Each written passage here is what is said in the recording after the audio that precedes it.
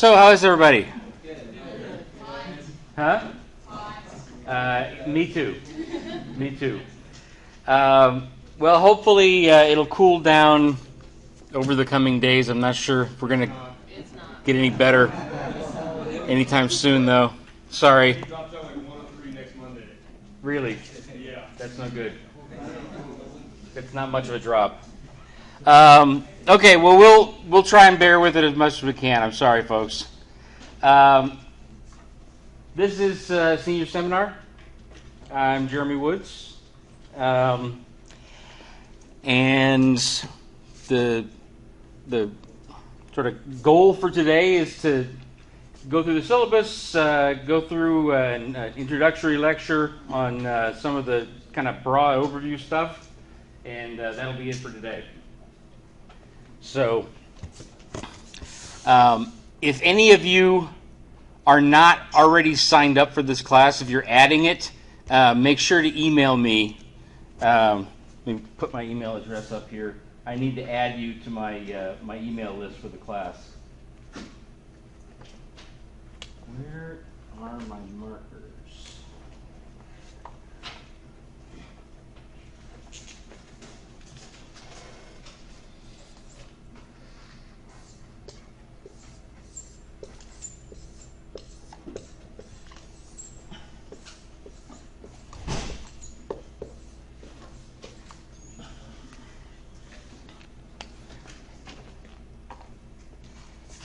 So yeah, anybody that's adding the class, make sure to email me so that I can add you to my my roster for the class.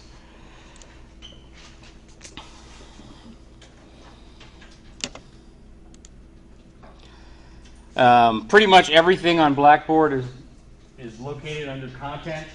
If you go to the course on Blackboard. Syllabus is up here first, followed by the lecture slides and some various other things that we'll need over the course of the semester. Pulling up the syllabus first.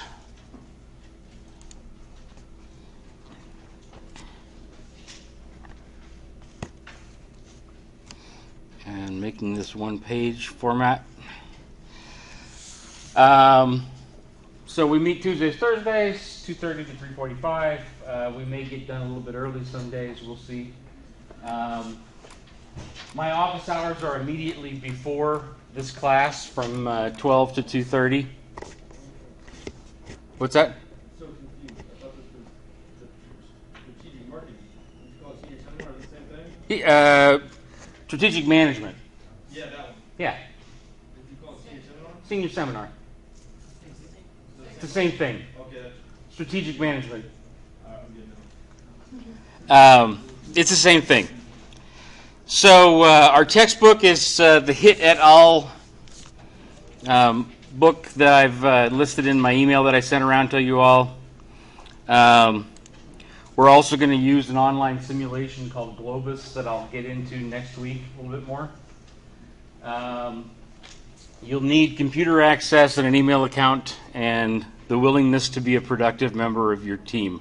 That's pretty much all you need for this class. We are going to use the Stern Library databases a little bit, and there's going to be a little bit of phone, email, internet outreach to case analysis companies in some cases. Like I said, my office hours are immediately prior to this class. You're welcome to come anytime. I'd love to see you. Prerequisites you're all aware of. So we've got a number of course objectives for this course. First of all, to explain the elements of the strategic management process and evaluate strategic decisions in a variety of industry contexts. To analyze industry structure, environmental trends, internal capabilities, financial analysis, to formulate and evaluate appropriate strategy. Create awareness of the importance of ethical principles, personal and company values, and socially responsible management practices in the strategic management process. Develop teamwork skills and the ability to evaluate peer performance. Improve oral and written communication skills. Nope. Research contemporary business literature to identify concepts, tools, and techniques discussed in the texts and cases, and develop proficiency in using the internet and library resources to research companies and industries, and develop proficiency in case analysis. Grading, we've got 3 exams, each of which is worth 200 points. There's going to be 2 team activities, and you'll all need to form teams by the end of this week. One team activity is a case analysis paper, 100 points for the actual paper and 50 points for a video presentation that you compile, just presenting the highlights of the case paper. And then you're going to have this Globus online business simulation that we do each week. I'll get into that more next week. That the how you perform in the actual simulation is worth 50 points. An analysis paper of what you learned from the simulation is due at the end of the simulation, at the end of the semester. That's worth 100 points. And then there's a couple of participation elements, professional development. So I've already sent you guys an email with the professional development template I wanted you to fill out. I'll also have it in a LinkedIn profile. I'll also have you do some follow up with guest speakers, perhaps some edits to your profiles and your professional development plans. All that together is worth 70 points. There's 2 writing assignments, each worth 10 points for a total of 20, and there's a test that we do at the end of the semester to check how well we have done in teaching you what we were supposed to do over the course of your time at Cal State. So that's a 1-day test. You don't get graded on the test. You get 10 points if you're here for it. You don't get 10 points if you're not here for it. It's more of a test for how I'm doing rather than you guys. So that's the basis of the course grading.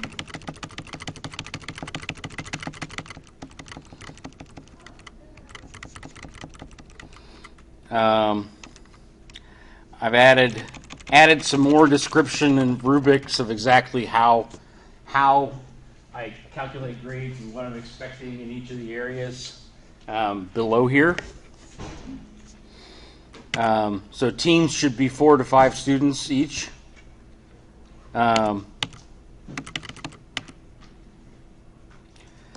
Video presentation, descriptions, that just a little bit more information for you on what I expect from your team case paperwork. Same thing for what I expect from your team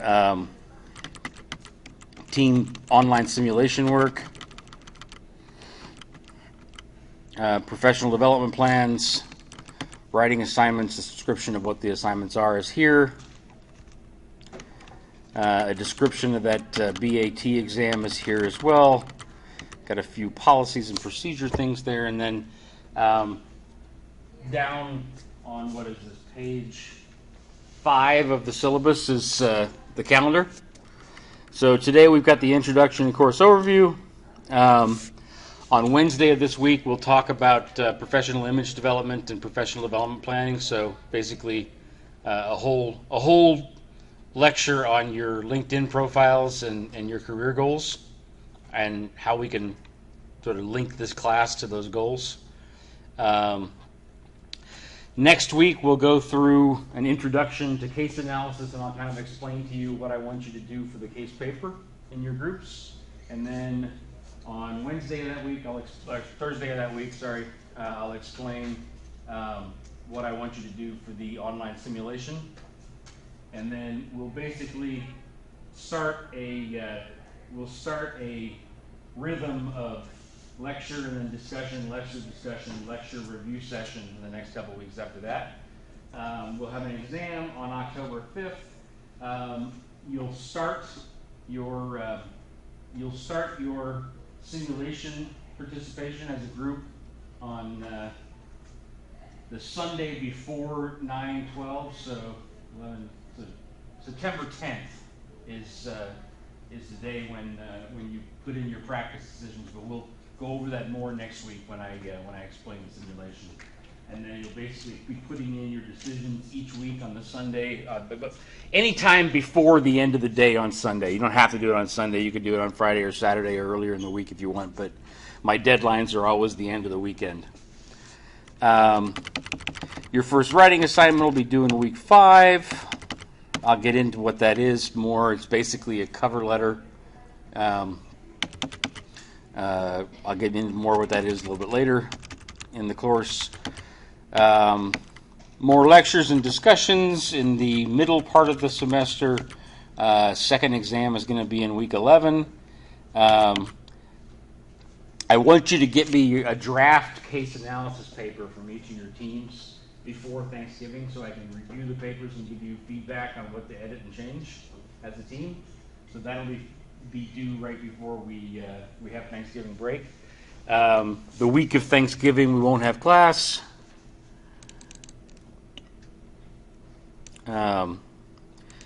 And then we'll have a few guest lectures and a course wrap-up towards the end.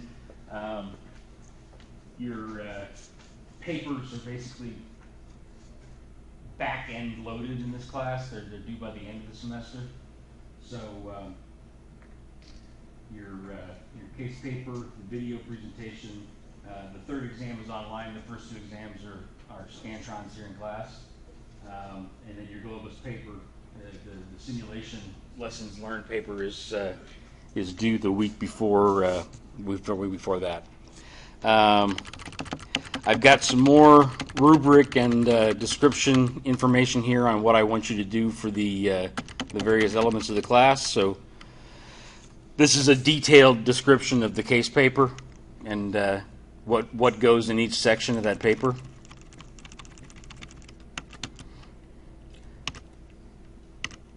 And then a little bit of additional description on what I want you to do for the video presentation.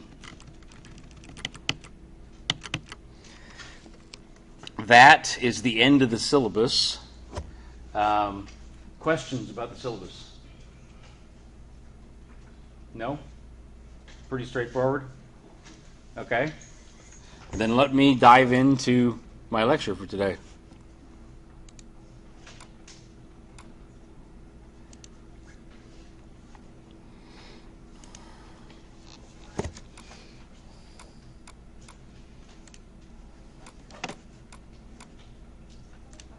Yeah. You have to self-enroll.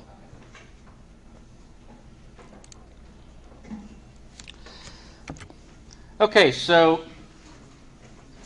the strategic management process, the big picture of what we're going to be going over in this entire course, basically consists of 5 steps. None of this is rocket science, but the goal of this class, or the focus of this class, is on top-level strategic thinking in business. So what structures, what thought processes do you go through to manage the top level of the organization? So the first step in this process is to evaluate your external and internal environments. The next step is to review your mission, vision, and objectives. Next step is to form strategy based on your mission and your SWOT analysis. 4 is to implement your strategy, and 5 is to monitor and measure your results and see how you're going to develop and adjust things moving forward. And this really applies. This 5-step process applies not just to business strategic management, but to strategic management of your life in general. It's very relevant for small business management as well as large business management. It's a pretty simple process, but it's very valuable for a number of different contexts for decision making. Yes. The slides are on Blackboard. You're welcome to take notes too, but the slides are on Blackboard. So a little bit about the difference between mission, strategies, and tactics. the root word for mission is mitere, or to send, and this is your purpose for your organization. It's a very long-term goal, and an example of that would be in the airline industry to be respected U.S. airline. Strategy, from the word stratos, to lead, is your overarching goal. The time frame for that is long, but not very long. And an example might be if you were planning on purchasing another airline to expand the business, then that might go in your strategic goals time frame of your business. And then tactics, from tactique to maneuver. These are intermediate goals with a medium time frame, and an example of this might be integrating cultures between two different organizations, two different parts of the organization after you've purchased Virgin Airlines.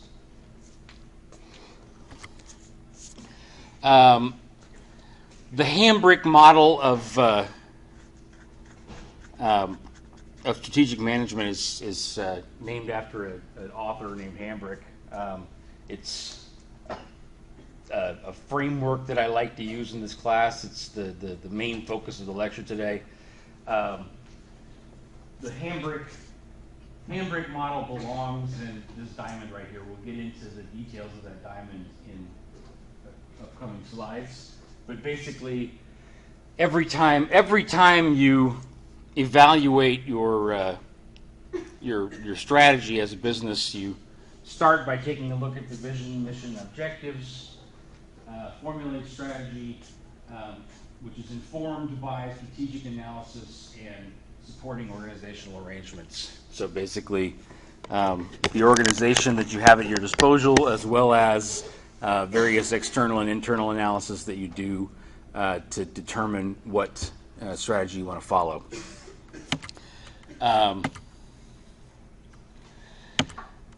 Vision concerns your future business path, so it's basically about where are we going. Should be long-term, inspiring, overarching, and paint a picture. Should be elegant. Your mission for an organization, use primary for personnel, basically to determine, to make sure that all of the members of the organization are on the same page, and it kind of helps employees to understand who we are as a company. It covers attitudes and outlooks from your shared values, and it touches on what sets you apart from others. So customer needs, or what is being satisfied, customer groups, or who is being satisfied, and the company's activities, technologies, and competencies, or how the enterprise goes about creating and delivering value to customers and satisfying their needs. So objectives should be strategic and financial. They basically are there to convert your vision and mission into specific targets and timeframes, and they should be SMART: specific, measurable, appropriate, realistic, and timely. So you want objectives to have numbers attached to them. So an example of an objective might be achieve 15% profit margin improvement by the end of December 31st of this calendar year. It's got a time frame attached to it. It's got a specific number. Your objectives are very concrete compared to the vision statement, which is something like our vision is to serve travel customers across the world. It's a much broader kind of statement. Objectives are your specific goals for the company. So the Hambrick model has got 5 5 elements to it: arena, differentiators, vehicles, staging, and economic logic. So, first, for arenas, this is where will the company be active? What product categories, what market segments, what geographic areas, what are the core technologies that the company will be involved with? What are the value creation stages that the company is going to be involved in versus maybe outsourced to other companies? Differentiators. How will we win? So, what makes the image of the company different than competitors? What makes the products customized in one way or another? How does price compare to the competition? How are styling and product reliability compared to your competing companies? After assessing your arenas and your differentiators, you want to think about vehicles. So how will we get there? Is it in internal development, joint ventures, licensing and franchising, acquisitions? Like, just because you've identified a certain product category and market niche that you want to be in and a way that you want to be differentiated, doesn't mean that the company has to do it itself internally. You could purchase another company which offers those focuses or foci as part of what they do. So don't assume just because you've figured out steps 1 and 2 that the third step is necessarily internal new department. It could be a joint venture, could be an external arrangement with another company of one kind or another. Once you've figured out arenas, differentiation, and vehicles, you want to talk about staging. So what will be the speed and sequence of moves? Speed of expansion, sequence of initiatives. Basically, whether you attack this market first or that market first, whether you internally focus on improving systems before focusing on market expansion. Just because you've identified what you want to do as a company doesn't mean that you do it all at once. So the next thing to determine in your Hambrick model strategy is what steps come first, second, third, fourth, etc. And then finally, the economic logic.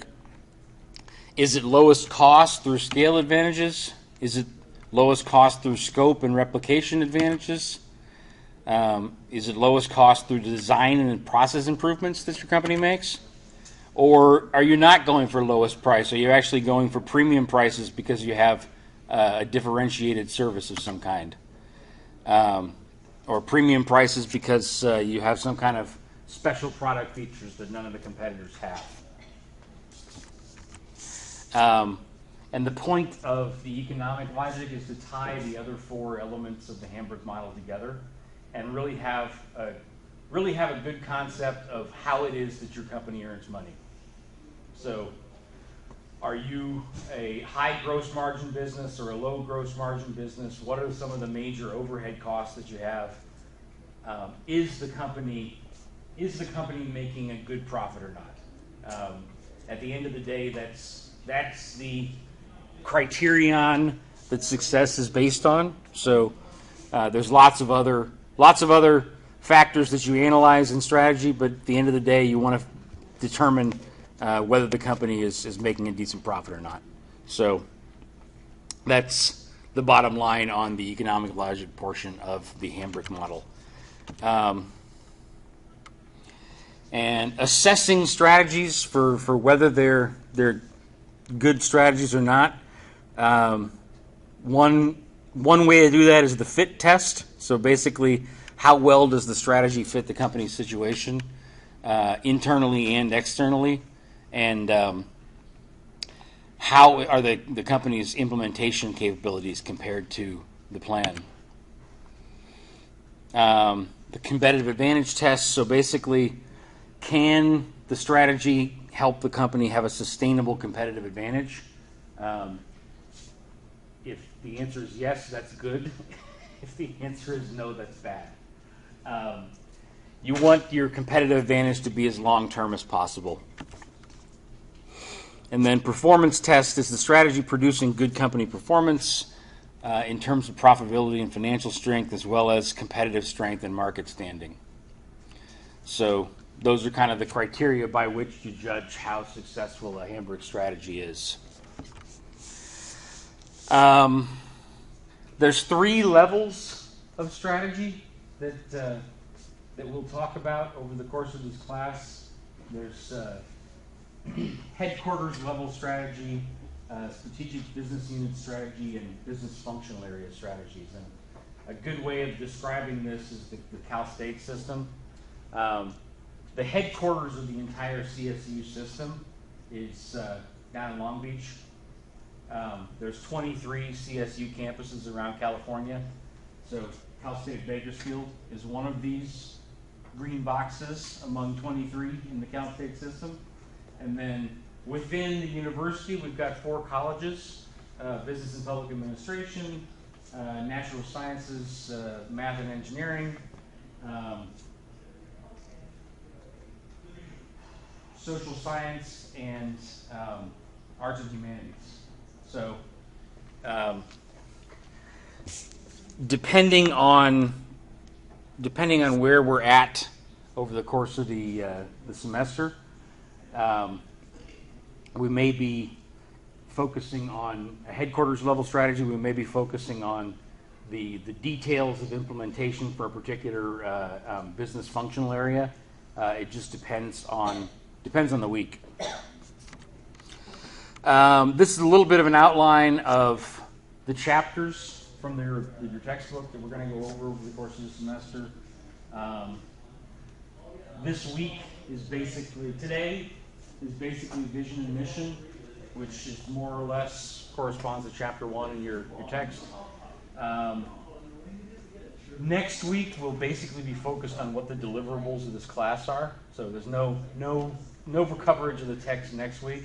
It's basically going over the case analysis template and what I expect from you for your case paper, and explaining to you how the online simulation works and how you guys as groups are going to participate in that each week.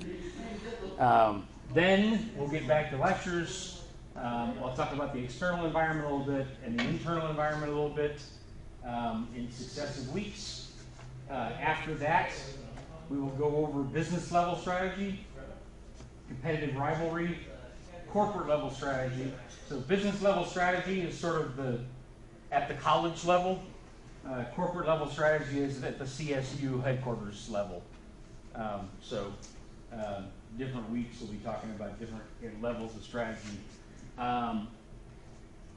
We're going to kind of combine.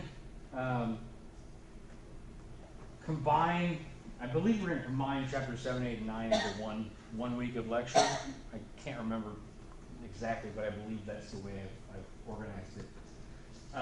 We'll have a lecture on corporate governance and organizational structure and controls. We will not talk about strategic entrepreneurship. We'll talk a little bit about strategic leadership. So that's basically an outline of where we're going to go over the course of the semester. I want to talk briefly about emergent versus deliberate strategies. So most strategies in this world are emergent. You plan what your strategy is, and then some unpredicted change happens.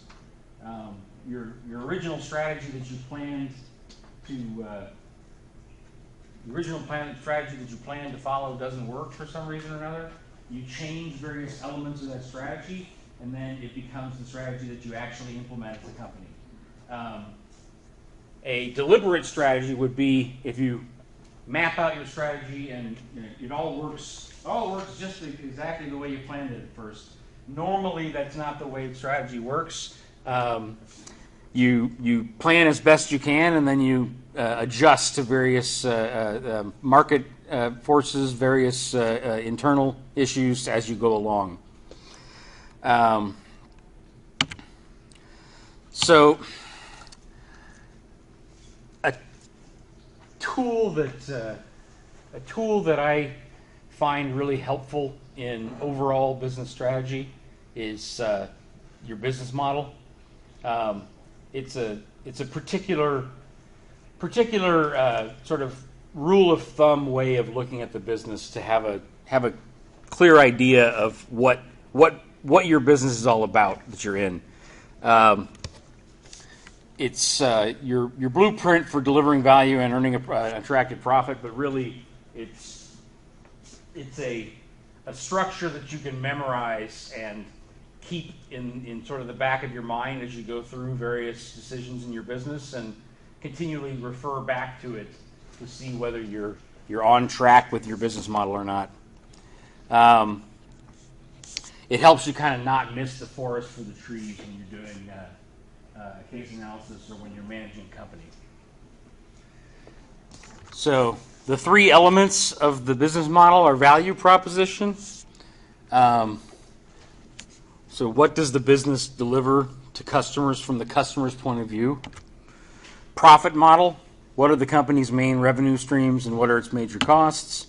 And resources needed. What are the major resources represented in the profit model's costs? So it's kind of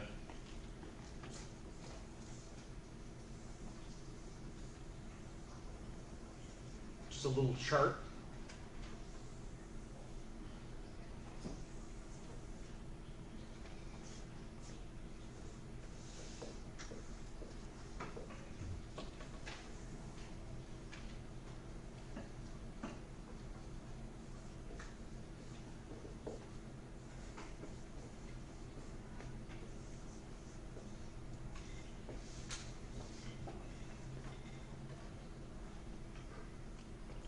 So,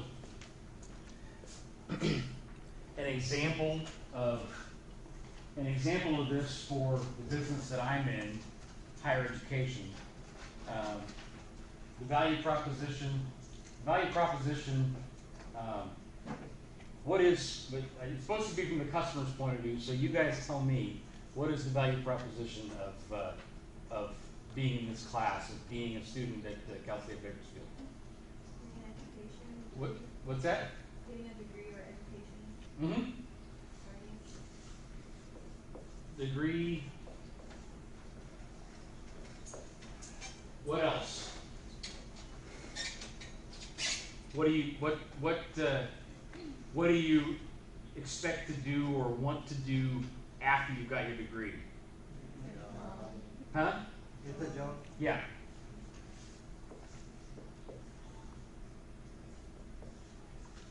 So the value proposition for my business is basically to give you guys a piece of paper and some education and knowledge and skills that go along with it, and help you find a job. If we as professors are doing our jobs well, then when you leave this institution, you should have a nice shiny piece of paper, some knowledge and skills in your head about various areas, and a good lead on what your job's going to be. That's the core of the value proposition. Profit model wise, this is basically broken up into revenue streams, variable costs, and fixed costs.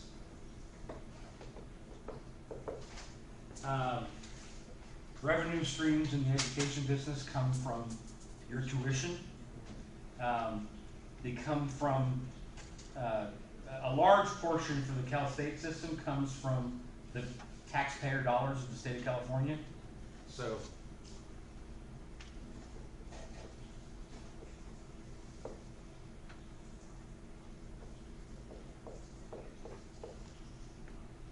tuition and something that we don't really do a great job of here right now, but what we aspire to do a better job of in the Cal State system is reaching out to donors. So we get a good chunk of our money from the state of California. There's no reason why we couldn't get more money from Exxon, from Chevron, from some of the banks around the area, from some of the healthcare companies around the area. we are developing the future employees of these organizations, and if we're doing a good job, it should be in the interest of those companies to invest in the education that we're building here. So I'm going to put donations as the third major revenue stream. Variable cost-wise, the biggest variable cost in education is me, the professors. What about the AC going out? What's that? What about the AC going out? I would put that as a fixed cost. I put it as variables. They don't do anything about it. Variable would be like. This has been broken since like 80. Oh yeah.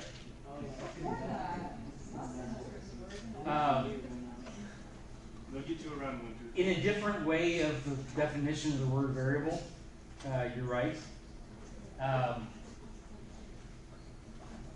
Basically, you should have facilities. What's that?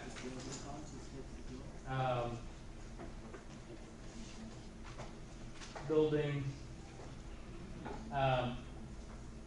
Maintaining the library, maintaining the various computer systems around campus, the databases for the library, preferably the air conditioning. We've skimped on that cost here by not investing in a decent upgrade to the AC. It goes out like every year. Pretty much. Like, they just put Band-Aids on it and try to fix it. I understood last year that they were like upgrading to a major new system. By the time we graduate. And I don't know what became of that system. That was the word that came down to us professors, but it didn't happen. I'm not sure why. Wish I could do something about it. It's beyond my pay grade. Who do we email about it? What's that? Who do we email about it? Who do you email about it? I'll let Dean come sit in his class and see how he feels. The director of facilities is basically the person you complain to. First, the director of facilities, and then the provost and the president. It's not a decision that our dean makes. It's a decision that's made at the provost and president level, and the person responsible for it is actually our director of facilities. So there's your email list.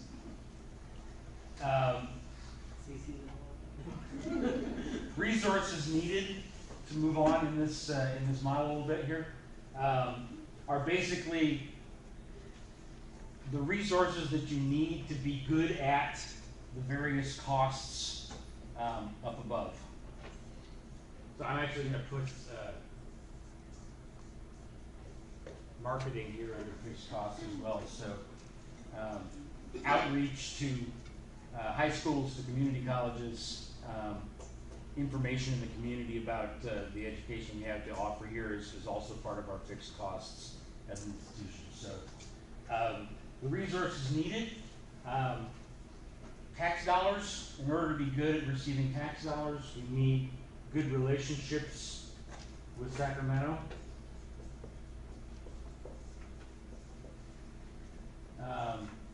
To be good at receiving tuition, we need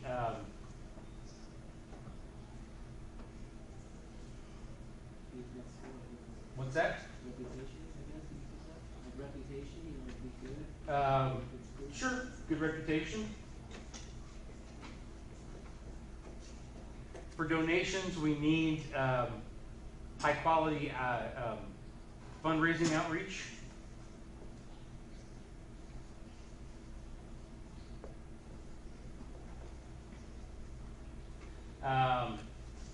In order to be good at professors, we need to hire good professors like me, I hope. So, high quality professors.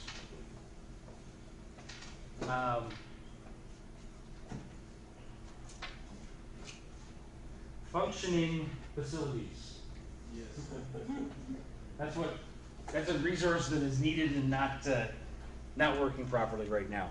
So this is a tool to kind of keep in your head what your business is all about. So I get busy doing a lot of things as a professor, but I try when I can to remember that the whole business that we're in here is delivering degrees and jobs to you guys. That the revenues basically come in from tax dollars, tuition, and donations. Our major costs are for professors, facilities, building, and marketing. It's something that I can memorize and just refer to off the top of my head to see whether I'm actually on track for doing my job at this institution. So I encourage you to have a similar knowledge of the value proposition or the business model of the business that you're in after you graduate from here, and for that matter, while you're here right now. That was the last slide that I had planned. I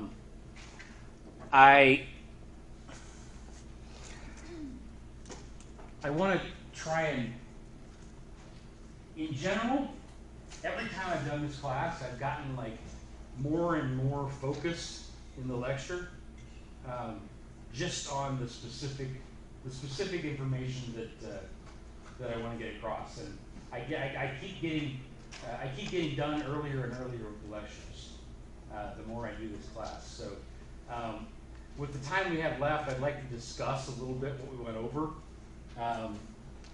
and then we'll call it a day. So there's 4 main topics that the lecture covered today. Obviously, first part of the course was covering the syllabus and what I expect from all the grading elements of the class. And then lecture-wise, there were 4 main elements: the strategic management process, the Hambrick model, emergent versus deliberate strategies, and business model. So as far as the strategic management process goes,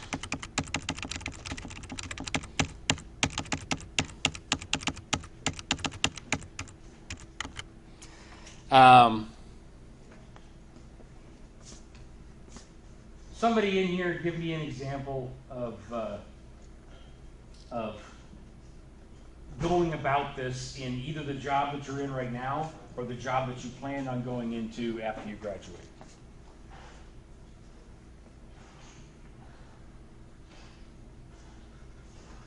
Don't everybody volunteer all at once. Huh?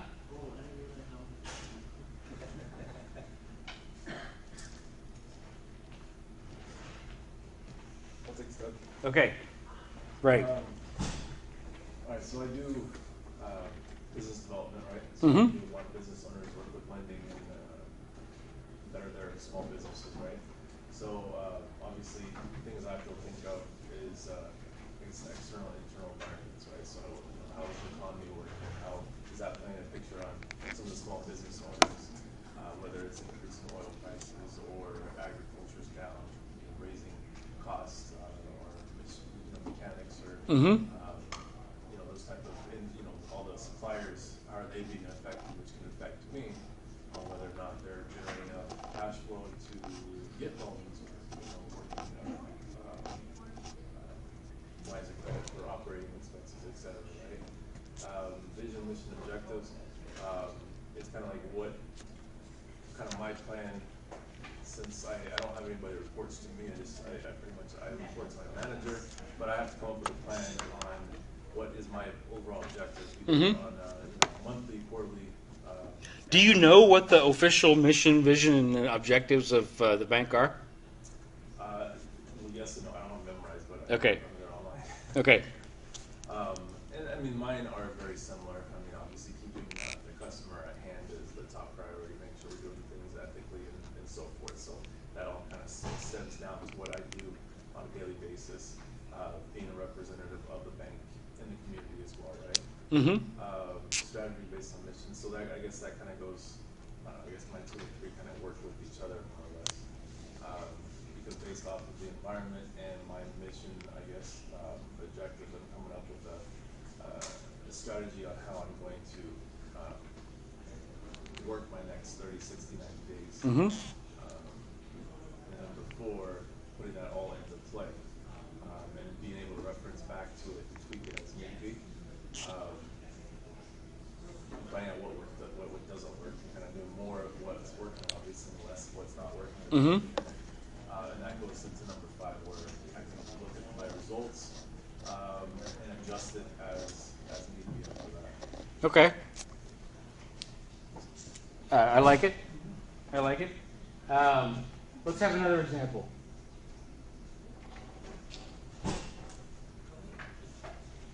Anybody? Cool. So, I work in the construction industry, electrician. Yep. For external and internal, like when we're bidding a job, we determine what the price that we're getting charged from our distributors, right? Our internal portion would be the wages, the amount of material we're going to need, all that other stuff, like our overhead for our office, all going in to give you a price. And our revising the mission, like say like trying to do the best job we can, coming in under budget or at budget, right? I'm going way off of this, so I don't understand it, but the strategic, like our mission for basically law, like, well, hold on, go back to review this. We just recently got connected with a company that goes in, like, kind of revamps our, makes us finding ways that we're wasting time in the field. So we're coming through it, like, kind of tightening how we're running things in the shop rather than just no eyes and just on guys in the field. So then the strategic would be implemented.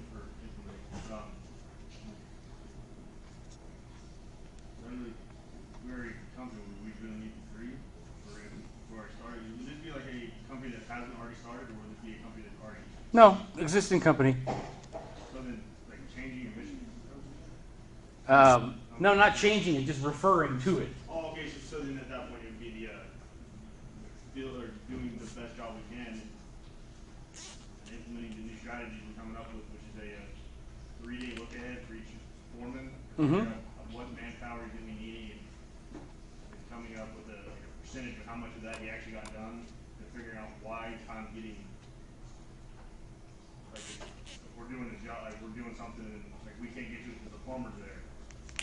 We can start to see where time's going in the job and make our, so when it comes down to the adjusting, we can adjust. We're also doing prefab for shop too. We're trying to cut cost, not cost, but our overhead to come down and make it, so we can have a lower bid and get more jobs.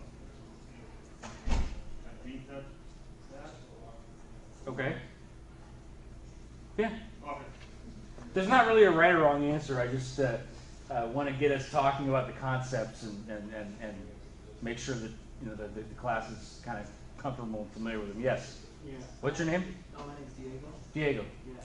I work as a Sunday teacher in the district, the Differentiators school district, right? And I recently became a long-term sub as a special ed teacher, right?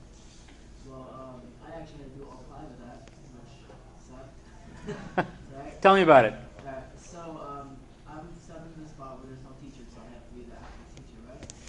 So I have to evaluate the external environments of the students that I'm supposed to be teaching, right? Because we're going to set up the whole purpose is set up a schedule for each student and to see if we have an aid going to classes to attend or if they need more help than they pull out of my class. So I got to evaluate the external, like what the class itself externally affecting them, and the internal, which is what's going through their head, and see if we can evaluate and take them out of them. You know what I mean?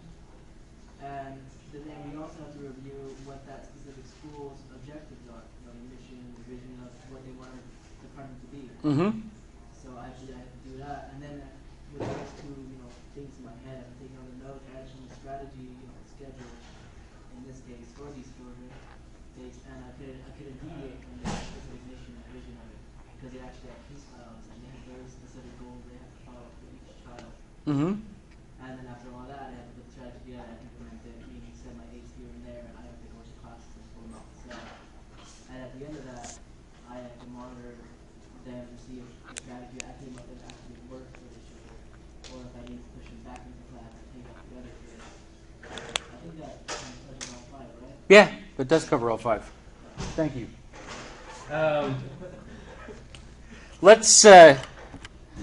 Let's move on to the Hambrick model. That's the second concept that we went over today. So, arena, differentiators, vehicles, staging, and economic logic. So, tell me a little bit about. Somebody tell me a little bit about each of these in the industry that you're in.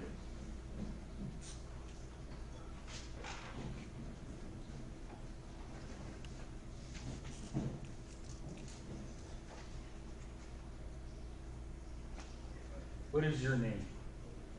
Yep. John? Johnny? So, Johnny, what do you do? Starbucks. So, if we talk about Starbucks as a company, what's the product categories? Coffee, tea, Yep. pastries. So various coffee beverages and food options, right? What geographic areas? Maybe towards big cities. Pretty much everywhere, huh? Yeah, interstates, neighborhoods. Are there core technologies that Starbucks is particularly good at? Engaging with customers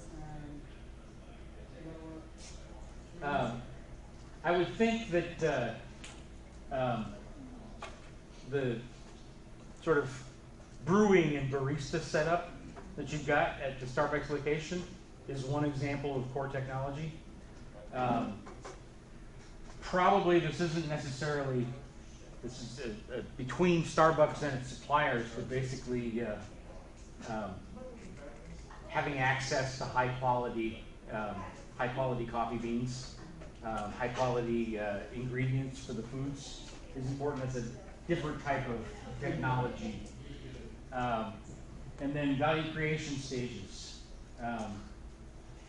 Does that make sense? Does that term make sense to you in the Starbucks context? So,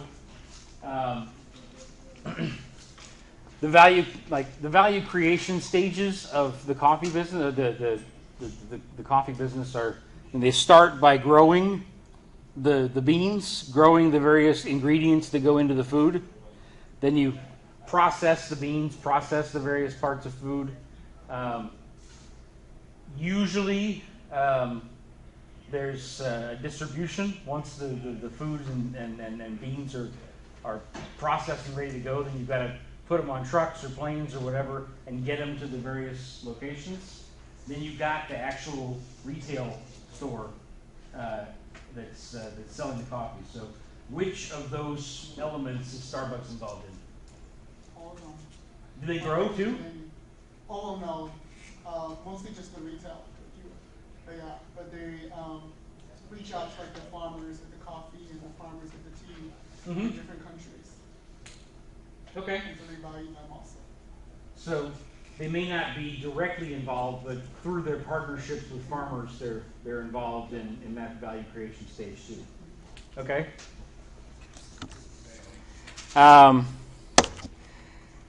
Somebody else for differentiators make your company different.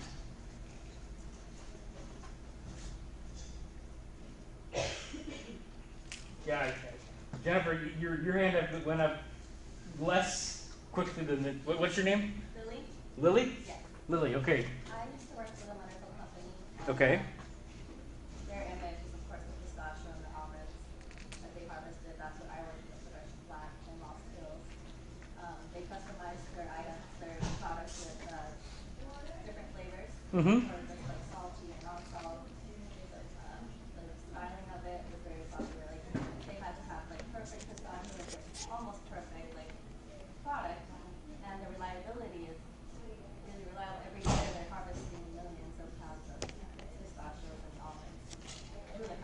Mm-hmm. That's a big company that differentiates from others. They grow, they do everything themselves. Their image is worldwide, of course. They're marketing many people, many different locations. Mm-hmm.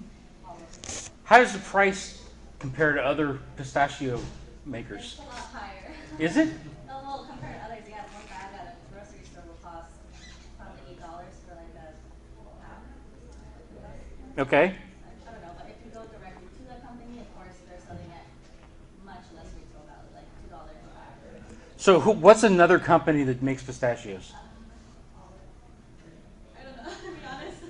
I know they produce also for other companies like Kirkland and Trader Joe's also they produce for them as well. So that's as far as I know going. And is the Kirkland brand more or less expensive than the Less expensive. the wonderful brand? Yes, it is. Okay, so Packaging's different, everything's different. basically, based on the packaging, they're charging different prices for Yes. for pistachios. Okay. And who's buying as well. Okay. Jennifer, did you want to chime in too? I was just going because no one else was. You want to do vehicles? Not really. I mean, for like my business that I have, I just like I'm not this far. Your photography business, right? So for you, it's internal development. I mean, the idea of franchising or an acquisition is ludicrous right now because you got a really small company, right? Somebody else want to talk about, anybody in here a part of an organization that recently acquired another one? What's your name? Jay? I work for a firehouse. Charter bought out 10 organizations. That's Sorry, say again. so I can barely breathe in this class. Like I feel like I can't talk. But Charter bought out Time Warner Cable. Okay. Firehouse Network is the biggest thing. And the acquisition is now merger, whatever you call it.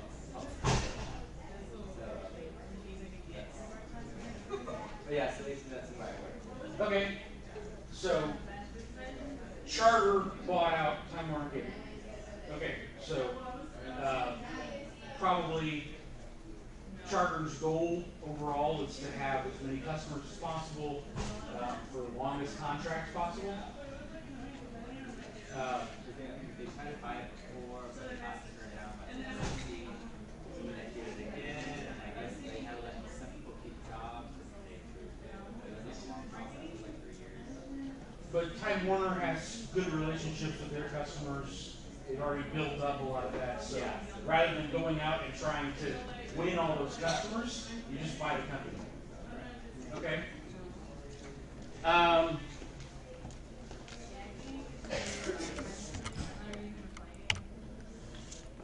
How about staging? Anybody want to give me an example of like things your company's working on now versus things they're going to be working on 6 months from now, a year from now? Yes. Tell me your name again. Oh, my name's Diego. Diego. Thank you. It's the same thing I had when I had the NICU strategy for the city. If you're going to district change everything, you want the whole new strategy to happen. And it won't be the same because it changes every like year. So you never know if next year they're going to be like, well, we don't want your strategy anymore. Now we want all the new guys to go into their councils without pulling them out. Mm-hmm. So that happens a lot. So depending on the priorities of the school district, staging, what is front of priority is going to change over time. Okay.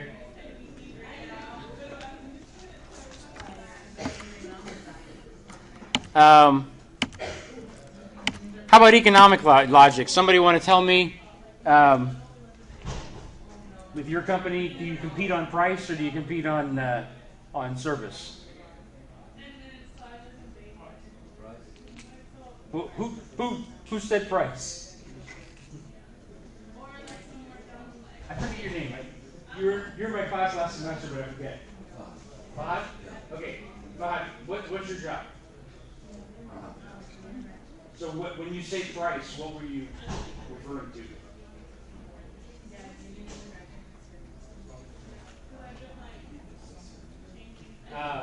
example of a company that competes on price? Yeah, they're very much, everybody's talking about, for a few dollars more, or who has the biggest. So I guess Verizon is a little bit more expensive, and they try to pump the fact that they have the biggest and most the best service coverage. But T-Mobile or AT&T is trying to compete on price instead. Okay, good example. Yes. Okay. So that's the second concept, the Hambrick model. So we talked a little bit about the strategic management process, a little bit about the Hambrick model. How about emergent versus deliberate strategy? Somebody got an example of how your company's strategy was emergent, how it changed from what it was originally supposed to be? What's your name? Anna? Yes. Where do you work? Or where do you want to work when you're done? I work right now at a farming company. Okay. So I guess an example of that would be like every year before they plant trees, they always have a fertilizer schedule or a soil amendment schedule, but with all the rain and planting schedule. Yep. With the rain this year, it was like everything had to get backtracked to like a month later, so then they have to go in and I guess change schedules in order to be able to produce the crop. Exactly. So you may start out with a set schedule for when you're going to do certain farming activities, but the weather comes up and it's different, and you have to change the strategy. Okay. Somebody else have an example?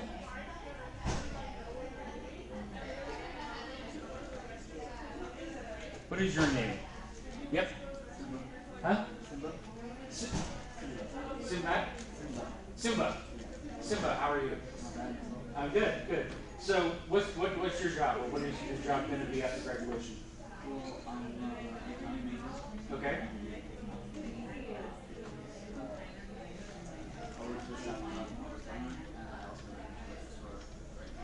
Okay. So,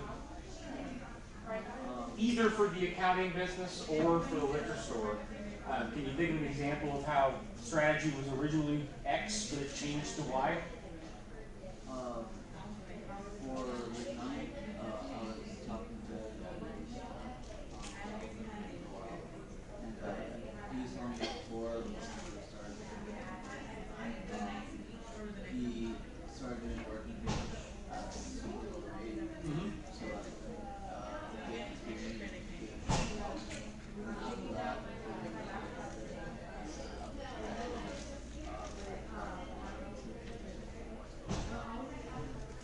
So he basically changed his pricing model halfway through.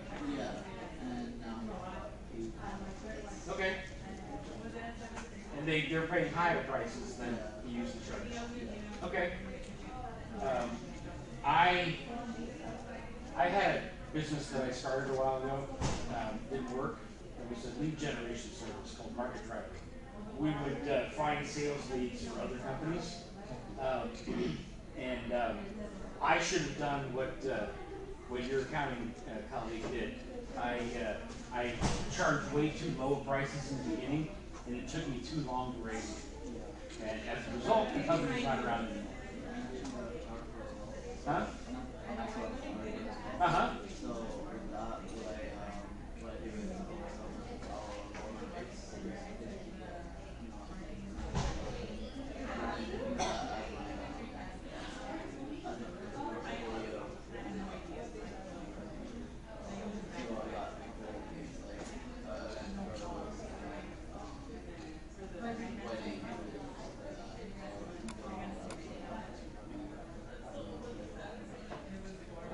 So you got additional business by lowering your rates, you said? yeah. Okay. And that was specifically for the summer? Yeah, well, basically, because college students for summer, they don't really have much money anyways.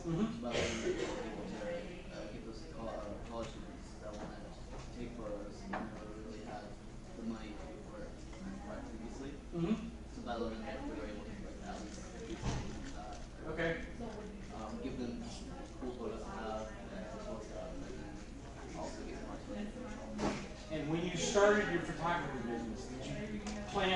time that you were going to have to lower your rates, or did you just figure out, I better do this because I don't have enough customers? Both.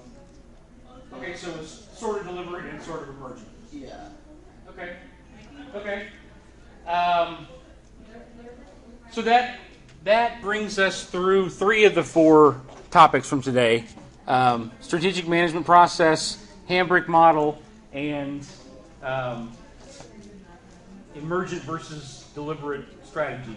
The last one is business model. So, who can tell me the business model of the businesses you're in? I gave you an example of the education business. Give me an example of another one.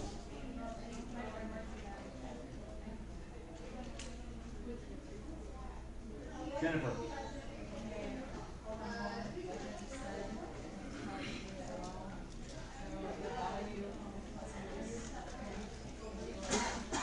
Saving memories, I guess. Okay.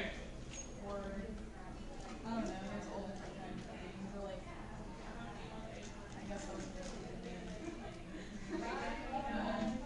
profit is obviously comes in.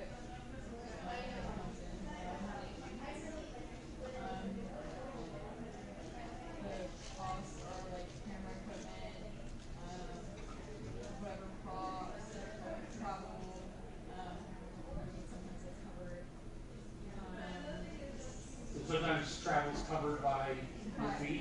Yeah, well, it just depends on how, like, for me, it's like how far I go. If I have to go over 50 miles or something like that, I would charge for it. But like under 50 miles, I just cover that. Okay. And like, there really aren't too many costs for me once you like, once I buy all the equipment and stuff like that. So it's really just like a major like startup cost.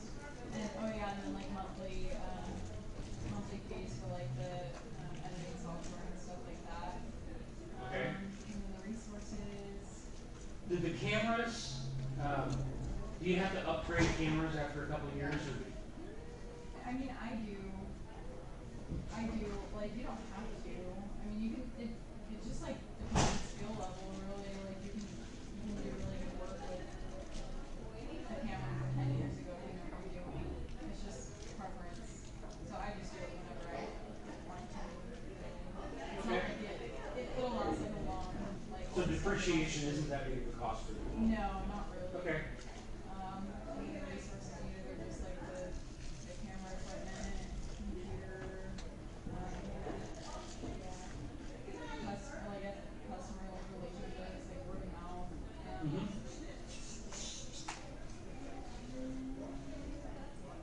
No, that's good. It's 20 till. Give me one more example and then we'll call it a day.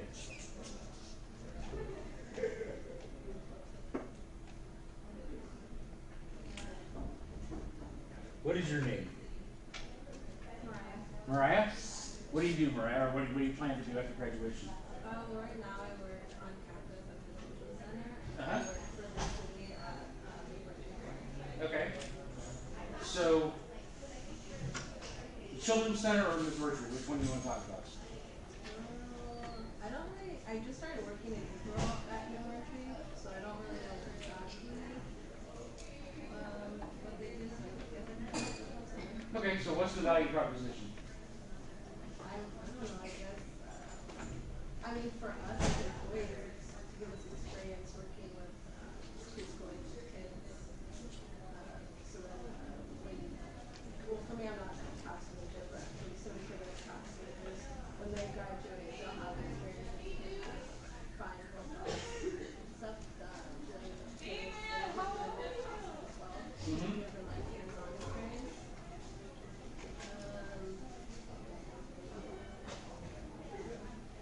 So why do people bring their kids to the Children's Center?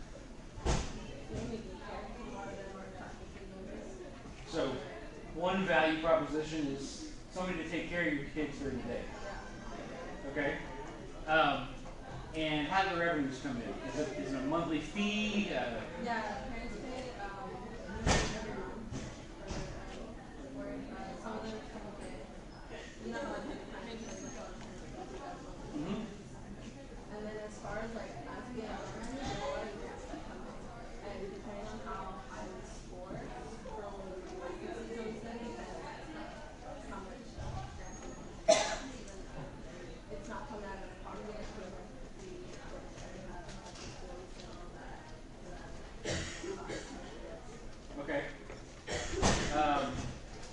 what are some of the costs?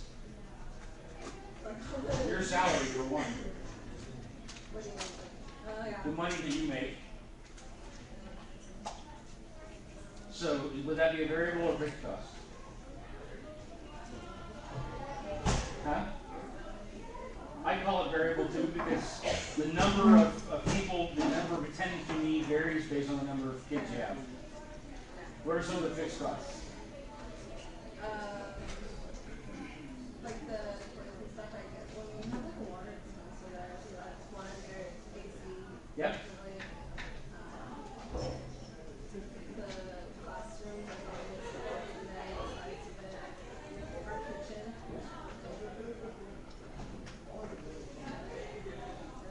No, that's a pretty good list. No, that's cool. Does anybody have any other questions or somebody want to speak up that didn't have a chance to speak up yet today? Okay, let's call it a day. I'll see you guys on Thursday.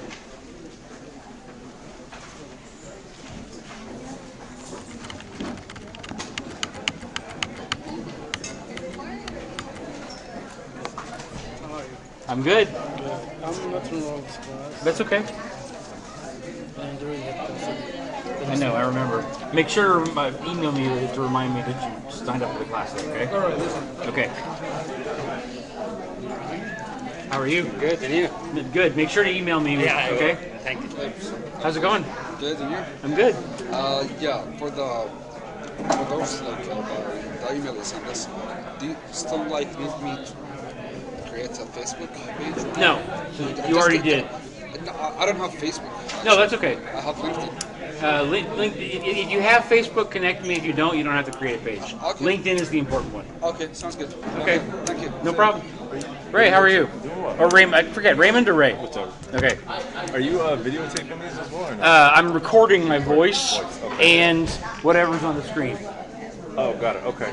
And then, because I think I remember in the, towards the end of the last class when we were signing up for these, I was